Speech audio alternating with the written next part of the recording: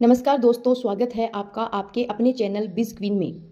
आज अपन शुरू करने जा रहे हैं the parable of the pipeline book के तीसरे अध्याय पार्ट 2, पाइपलाइन की शक्ति। लेकिन पाब्लो इतनी आसानी से हतोत्साहित होने वाला नहीं था।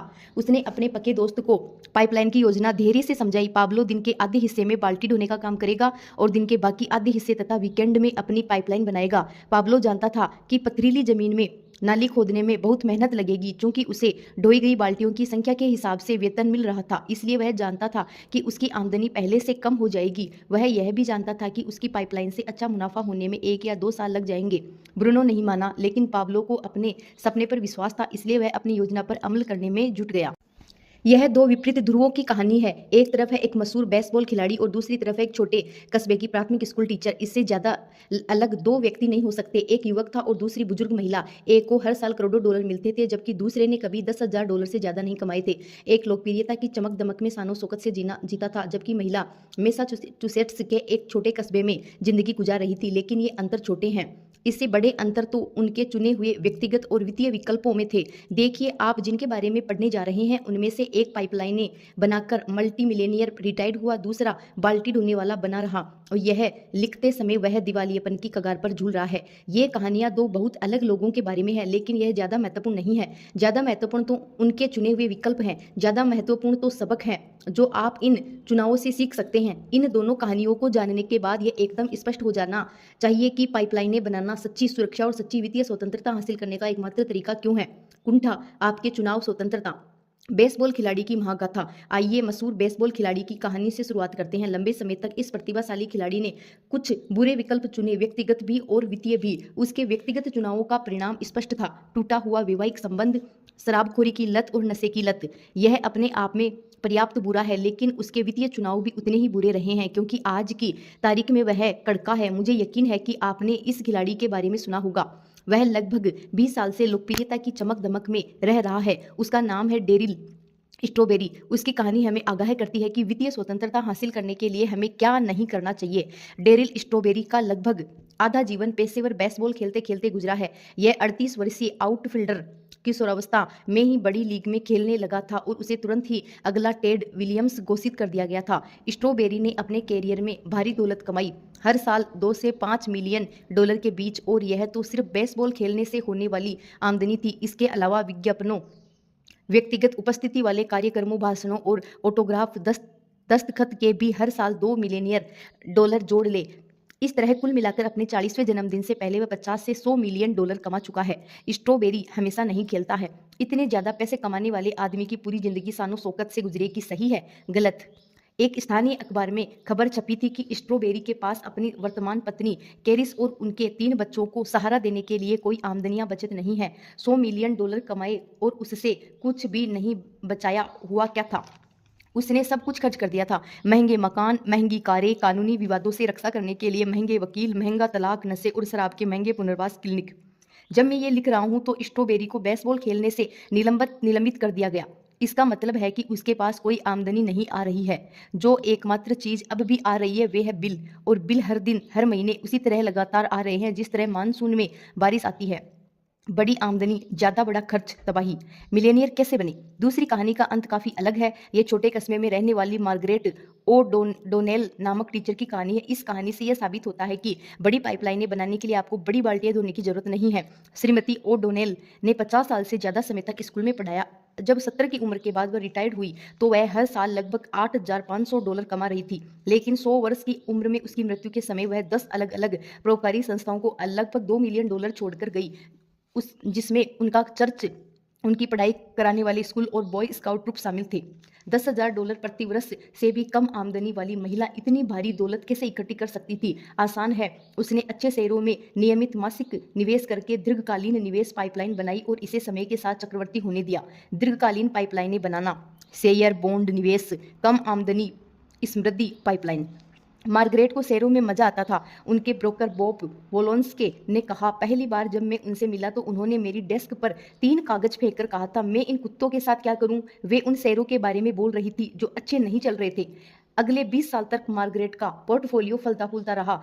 इसमें ब्लू चिप शेयरों, करमुक्त बॉन्ड और यूटिलिटी स्टॉक्स का संग्रह शामिल था जो मृत्यु तक उनके पास रहा। उन्होंने अपने किसी भी निवेश को शायद ही कभी छुआ, लेकिन वह अपनी रिटायरमेंट पाइपलाइन को साल दर साल बनाने में जुटी रही। छोटे त्याग बड़े बड़े परिणाम।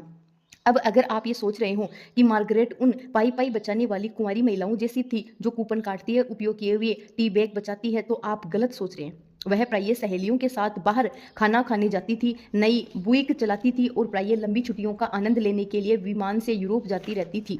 इस महिला ने खुद को जीवन के आनंदों से वंचित नहीं किया, लेकिन उन्होंने खर्च में अनुशासन और संयम का परिचय दिया। उसने हर महीने बचत की, हर महीने निवेश किया, रिटायरमेंट के बाद भी। देखिए, मार्गरेट दीर्घकालीन पाइपलाइन निर्माता का आदर्श उदाहरण है। उन्होंने 20 की उम्र के बाद ही बचत और निवेश शुरू कर दिया था। वह 100 साल की उम्र में अपनी मृत्यु तक यही करती रही, जैसा आप आगे दिए अध्यायों में सीखेंगे। पाइपलाइनें समय के साथ बड़ी और ज्यादा बड़ी होती जाती है। अपनी पाइपलाइनों को बढ़ाए। 1 साल, 5 साल, 10 साल, 25 साल, 50 साल। पाब्लो की तरह पाइपलाइन निर्माताओं को पहले कुछ दिनों, महीनों या वर्षों में अपने प्रयासों के ज्यादा फल नहीं दिखते हैं, लेकिन समय के साथ निरंतर और अनुशासित प्रयास छोटे छोटे योगदानों को भारी लाभ में बदल सकते हैं। पाइपलाइनें तब भी पानी लाती रहती है जब बाल्टियां सूख जाती हैं।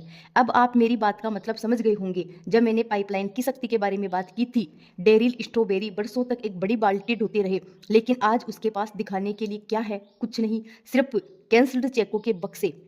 स्ट्रॉबेरी के पास पाइपलाइन बनाने के लिए 20 साल थे। अगर उसने अपनी सिर्फ 10% आमदनी बचाई होती तो शेयर बाजार में निवेश करके पाइपलाइन बना ली होती, तो आज उसके पास $20 मिलियन और 100 मिलियन के बीच की जीवन की डोर होती।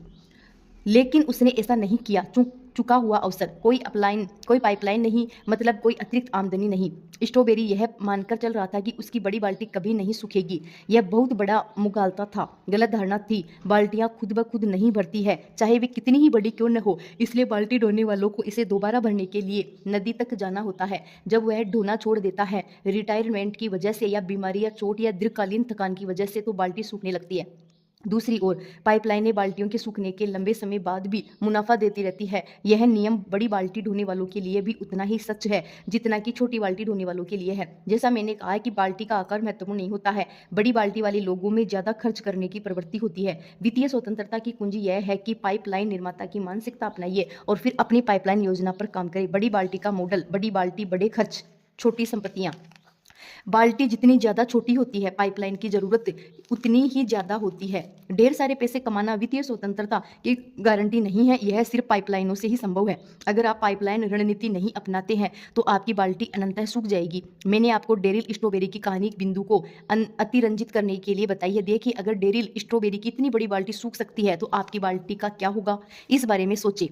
स्ट्रॉबेरी एक वेतन से दूसरे वेतन तक जीता था। आपकी स्थिति कैसी है? स्ट्रॉबेरी ने इस तरह काम किया था मानो उसके बाल्टी ढोने वाले दिन कभी खत्म नहीं होंगे। आपकी स्थिति कैसी है?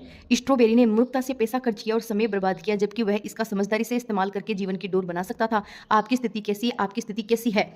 निश्चित रूप से स्ट्रॉबेरी ने कुछ बुरे विकल्प चुने जिनकी वजह से उसके बहुत सारे पैसे बर्बाद हुए, लेकिन उसका सबसे बुरा वित्तीय चुनाव यह था कि उसने कभी पाइपलाइन बनाने की कोशिश नहीं की। यह अक्षम्य है। वह सोच क्या रहा था? दूसरी ओर मार्गरेट ओडोनेल जब बाल्टी ढो रही थी तब उसने समझदारी से पाइपलाइनें बना ली। जब उसके बाल्टी ढोने वाले दिन खत्म हुए तब भी उसकी पाइपलाइनें काम करती रही और पैसा बहकर उसके पास आता रहा। अब चुनने की आपकी बारी है। अब मैं आपसे पूछता हूँ, आप किसके जैसी आर्थिक स्थिति चाहेंगे, डेरिल स्ट्रॉबेरी की या मार्गरेट ओडोनेल की?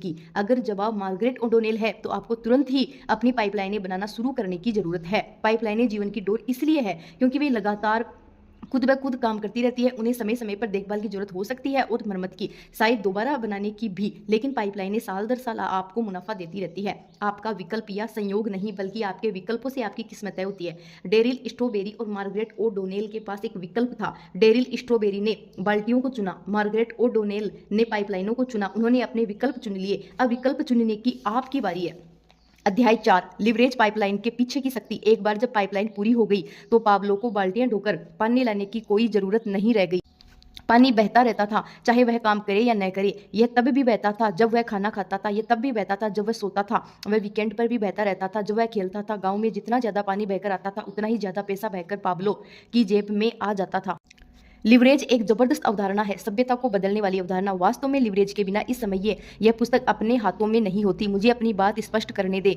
1440 में योहान्स गुटेनबर्ग नामक एक युवा जर्मन उद्यमी ने वाइन प्रेस को विश्व की पहली वाणिज्यिक प्रिंटिंग प्रेस में बदल दिया। उन्होंने गुटेनबर्ग बाइबल की 180 प्रतियां छापी और कुछ ही दिनों में वे सभी बिक गई। गुटेनबर्ग की प्रिंटिंग प्रेस तुरंत सफल हो गई। कुछ ही दशकों में पूरे यूरोप में प्रिंटिंग प्रेस से कुक्कुर मुत्तों की तरह उगाई। 16वीं शताब्दी के मध्य तक यूरोप में 80 लाख पुस्तकें छप चुकी थी, जो पिछले हजारों सालों में प्रकाशित पुस्तकों से 10 लाख गुना ज्यादा संख्या थी। बाल्टी ढोने वालों की पुस्तकें बना पाइपलाइन निर्माताओं की पुस्तकें। गुटेनबर्ग प्रेस ने बाल्टियां ढोने वालों की पुस्तकों के पैराडाइम को तोड़ दिया। गुटेनबर्ग की प्रिंटिंग प्रेस के आने से पहले लेखक और मठवासी पुस्तकों की हाथ से नकल करते थे।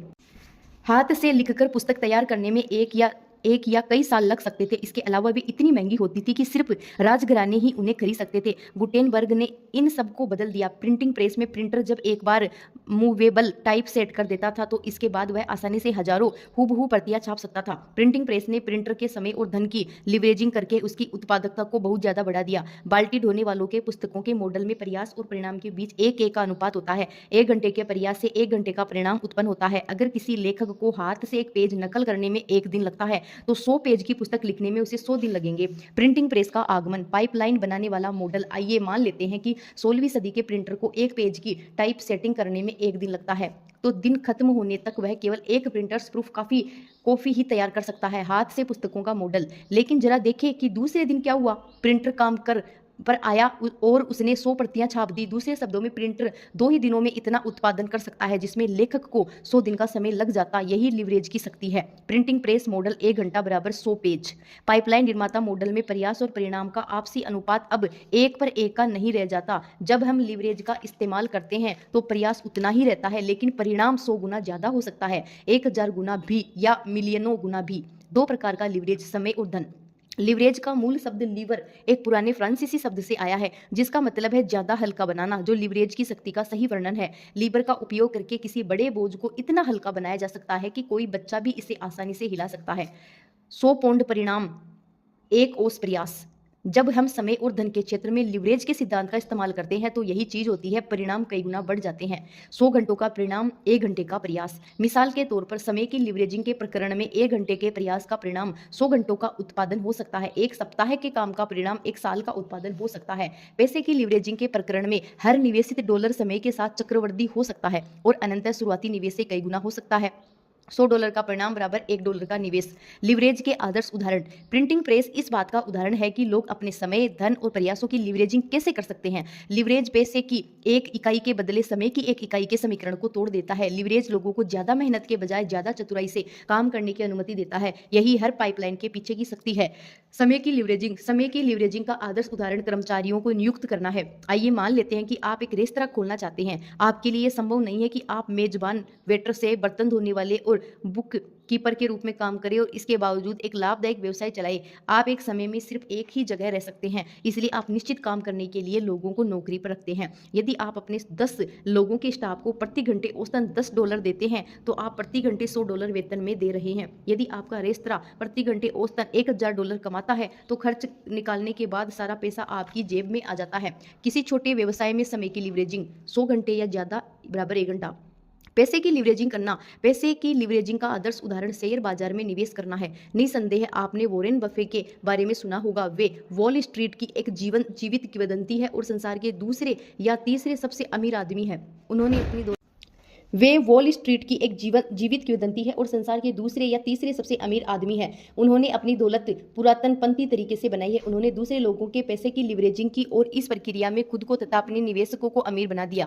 कितने अमीर, इसकी जांच कर ले। यदि आप 1965 में बफे की कंपनी बर्कशायर हैथवे के शेयरों में $10,000 का निवेश करते और इसे साल दर साल बढ़ने देते तो 1998 तक आपके निवेश का मूल्य अपने दिल को संभाले $51 मिलियन होता। वाह वाह, आप इस पाइपलाइन के मालिक बनना कितना ज्यादा पसंद करते। 35 साल पहले बर्कशायर हैथवे का एक शेयर सिर्फ $19 में मिलता था। 1998 के अंत तक वह एक शेयर $70,000 में मिलता है, जिसका मतलब है कि आप अगर 1965 में $300 का निवेश करते हैं तो आज आप $1 मिलियन के मालिक होते। अविश्वसनीय। बर्कशायर हैथवे में डॉलर की लिवरेजिंग, $1 मिलियन का परिणाम शेयर, $300 का निवेश।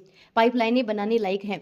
अब क्या आप लिवरेज की शक्ति को समझ गए हैं? ब्रकशायर हैथवे का शेयर इस बात का जीता जागता प्रमाण है कि लिवरेज की बदौलत प्रयास के अनुपात में बहुत ज्यादा परिणाम मिलते हैं। इस बारे में सोचे 1965 में $300 इकट्ठे करने में कितना प्रयास करना पड़ता। 2 या 3 दिन का काम, ज्यादा से ज्यादा शायद एक सप्ताह का काम। जरा कल्पना करें, एक बार $300 का निवेश करने के बाद आपको कोई काम नहीं करना पड़ता क्योंकि आपकी पाइपलाइन पहले ही बन चुकी थी।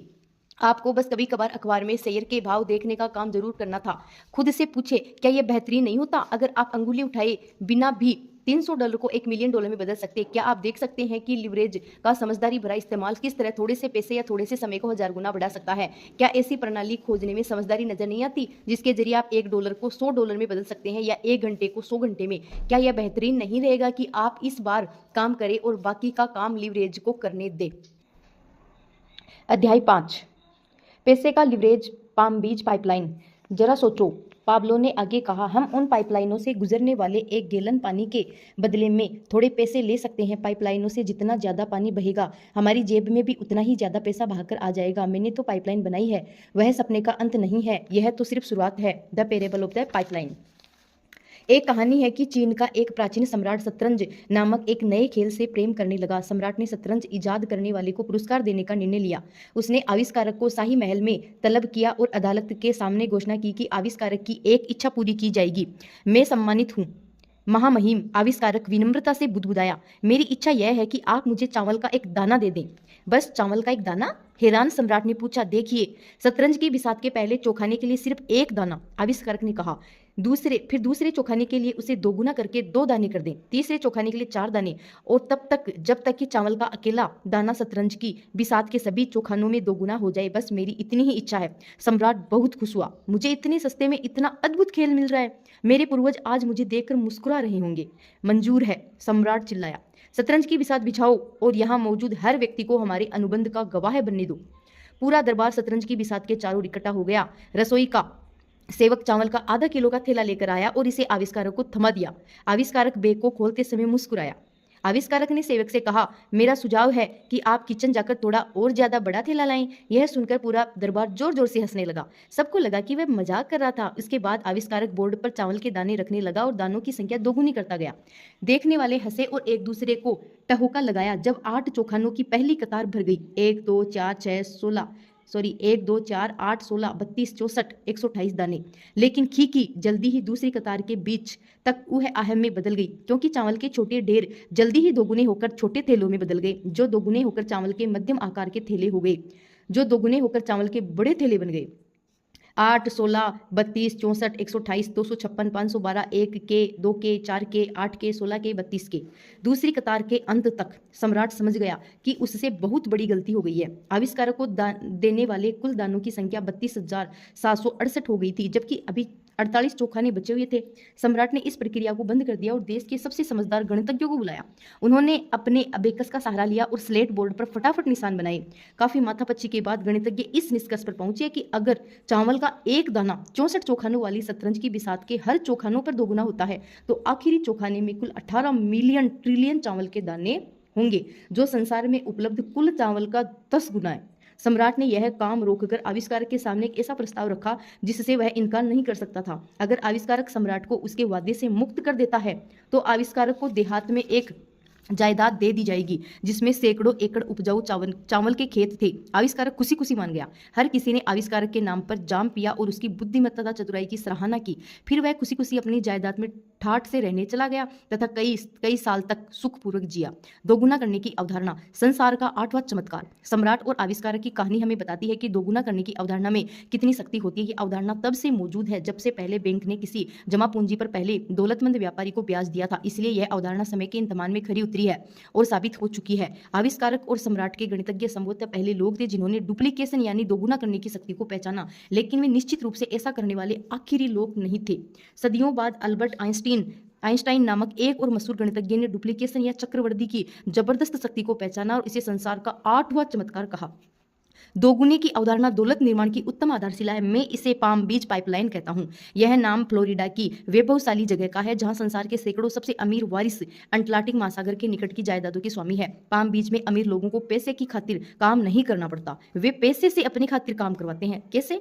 वे विरासत में मिली भारी दौलत का निवेश पाइपलाइनों में कर देते हैं जो हर साल भारी मुनाफा देती रहती है, चाहे निवेशक काम करे या न करे। पाम बीच पाइपलाइनों को दोगुने की अवधारणा से ईंधन मिलता है। इसका मतलब है कि खुशकिस्मत वारिस विलासी जीवन शैली का आनंद ले सकते हैं और इसके बावजूद ज्यादा अमीर बन सकते हैं, यानी केक खाओ भी और अपने पास रखो भी। बेहतर का नियम, अमीरों का नियम। अमीर लोग ज्यादा अमीर कैसे बनते हैं, यह समझने के लिए बेहतर के नियम पर नजर डालें। यह दौलत बनाने वाली विलक्षण अवधारणा है जिसे विश्व के शीर्ष निवेश ब्रोकर अपने अमीर ग्राहकों को सिखाते हैं। बेहतर का नियम यह हिसाब लगाने का आसान फॉर्मूला है कि कोई निवेश कितने सालों में दोगुना होगा। यह इस तरह काम करता है। दोगुना करने की अवधारणा या बेहतर का नियम।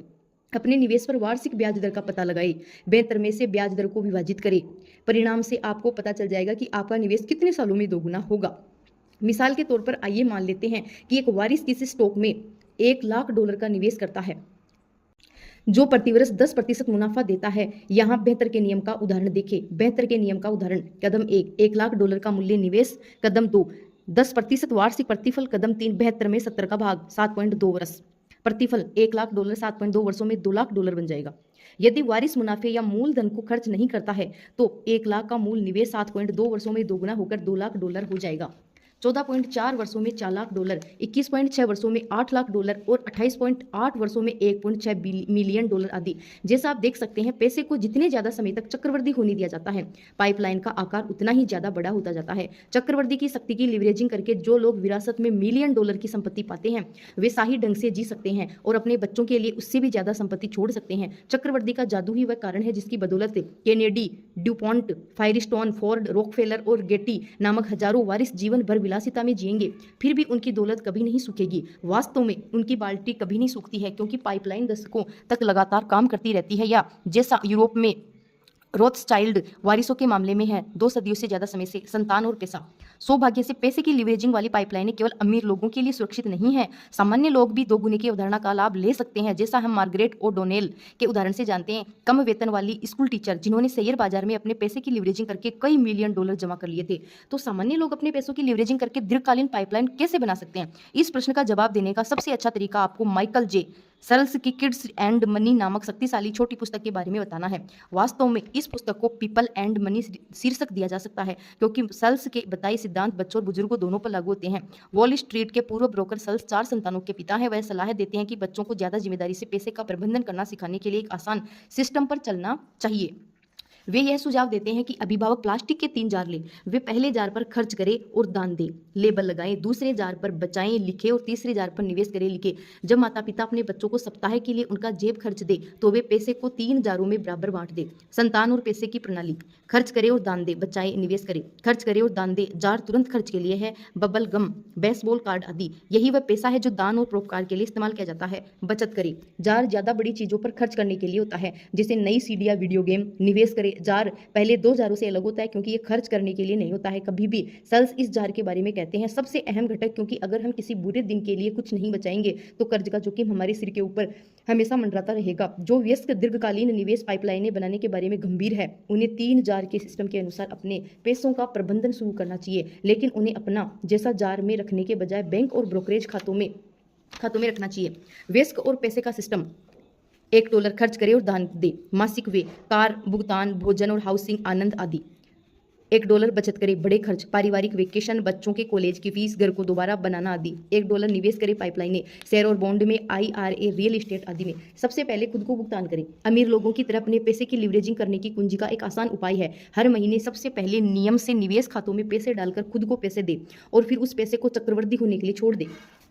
अपनी निवेश पाइपलाइन में पैसे डालने का सबसे अच्छा तरीका यह है कि हर महीने अपनी आमदनी की बाल्टी में से थोड़ा पैसा निकाले और इसे अपनी पाइपलाइनों में जमा कर दे। दीर्घकालीन पाइपलाइन बनाना: महीना 1, महीना 2, महीना 3, अतिरिक्त आमदनी। सामान्य लोग किस तरह मिलेनियर बनते हैं? बड़ी बुरी बात थी कि हम अमीर अभिभावक चुनने में सक्षम नहीं थे। अगर ऐसा होता तो हमें अनिवार्य बचत योजनाओं और बचत वेतन की स्वचालित कटौतियों की चिंता नहीं करनी पड़ती। लेकिन सच तो यह है कि अमेरिका के बहुसंख्यक मिलेनियरों को दौलत विरासत में नहीं मिली थी। आंकड़े बताते हैं कि 5 में से 4 मिलेनियरों को $10,000 से ज़्यादा की विरासत नसीब नहीं हुई थी। मिलेनियर बनने के लिए उन्होंने तो बस रॉकफेलर और केनेडी की निवेश रणनीतियों की नकल की थी। संक्षेप में कहा जाए, स्वनिर्मित मिलेनियरों ने अपनी पाम बीच पाइपलाइन बनाने के लिए अपने पैसे की लिवरेजिंग की। कैसे? 3 जार के तंत्र का इस्तेमाल करके वे अपनी पूरी आमदनी खर्च करने के बजाय उसका एक बड़ा हिस्सा निवेश जार में अलग रख देते हैं और इसे साल दर साल चक्रवृद्धि होने देते हैं। आमतौर पर मिलेनियर अपनी सकल आमदनी का 15 से 20% हिस्सा बचाते हैं। वे इसे समझदारी से संपत्ति बनाने वाली पाइपलाइनों में निवेश करते हैं, जैसे स्टॉक, बॉन्ड, व्यवसाय, किराए की जायदाद,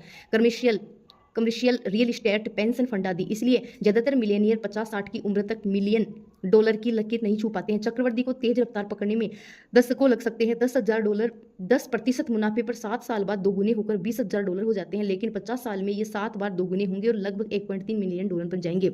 चक्रवृद्धि की शक्ति: $10,000 10% ब्याज दर, एक ईयर में 10,000, 7 साल में 20,000, 14 साल में 40,000, 21 साल में 80,000, 28 साल में 160,000, 35 साल में 320,000, 42 साल में 640,000, 49 साल में 1.3 मिलियन। अगर आपके पास पैसे नहीं है तो आपको लिवरेजिंग करने के लिए क्या करना होगा? क्या मिलेनियर बनना बेहतरीन नहीं होगा? आप जानते हैं आप बन सकते हैं, और ऐसा करने के लिए आपकी लॉटरी लगने की जरूरत नहीं है। मिलेनियर क्लब अभी बहुत खास हुआ करता था। आपको सही परिवार में पैदा होना होता था, सही स्कूलों में जाना होता था। अब ये शर्त नहीं रह गई है। आज सामान्य लोग भी मिलेनियर्स क्लब में शामिल हो सकते हैं। यह हर व्यक्ति के लिए खुला है जिसमें इतना अनुशासन है कि वह अपनी आमदनी का एक नियमित हिस्सा निवेश करे और समय के साथ इसे चक्रवृद्धि होने दे। लेकिन आइए सच का सामना करते हैं। हर व्यक्ति अपनी रिटायरमेंट पाइपलाइन बनाने में 40 से 50 साल तक धैर्य नहीं रख सकता, और रातों रात पाम बीच पाइपलाइन बनाने के लिए हर एक के पास पैसा भी नहीं होता। क्या यह बेहतरीन नहीं रहेगा अगर कोई 5 साल की पाइपलाइन योजना हो जिससे सामान्य लोग ज्यादा पैसों का निवेश किए बिना निरंतर अतिरिक्त आमदनी हासिल कर सके? देखिए, 5 साल की पाइपलाइन योजना भी मौजूद है। सबसे अच्छी बात, ये पाइपलाइन बनाने के लिए आपको बहुत सारे पैसों की जरूरत नहीं है, क्योंकि अपने पैसों की लिवरेजिंग करने के बजाय आप अपने समय की लिवरेजिंग करते हैं। तो दोस्तों, यह थी पाइपलाइन की कहानी, the parable of the pipeline किताब की। अब फैसला आपके हाथ में है। क्या आप पूरी जिंदगी सिर्फ बाल्टी से पानी ढोते हैं रहेंगे, या आज से अपनी खुद की पाइपलाइन बनाना शुरू करेंगे? धन्यवाद। पार्ट 3 के लिए तैयार रहिएगा।